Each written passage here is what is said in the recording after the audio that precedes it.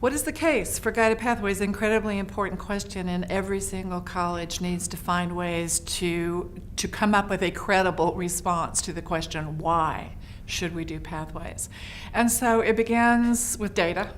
It begins with data across community colleges and individual institutions that show that despite our hard work with goodwill over a decade and a half of community college reform, our persistence, completion, and transfer rates are still unacceptably low. We've made some progress. It's tiny increments. But what people have discovered are the upper limits of how far you can go when what you have is a collection of discrete strategies or interventions that don't work together, aren't integrated into a coherent experience for students, and are almost never scaled to serve all students. But then colleges discover that there are real compelling arguments when they look at particular pieces of data.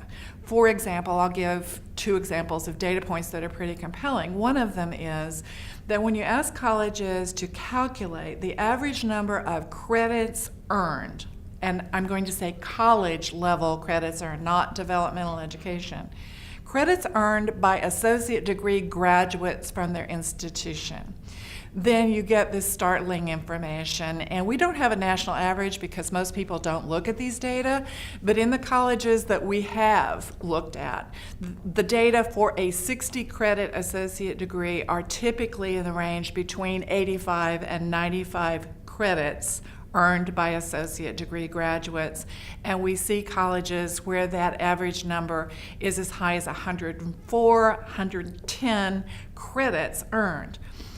The argument when you see those data is that there's nothing okay about it. There is nothing all right about a student earning 93 credits, which is the average in Texas, to obtain an associate degree. That's student time and money and opportunity cost and lost wages. That is taxpayer money, and that is parent money and time.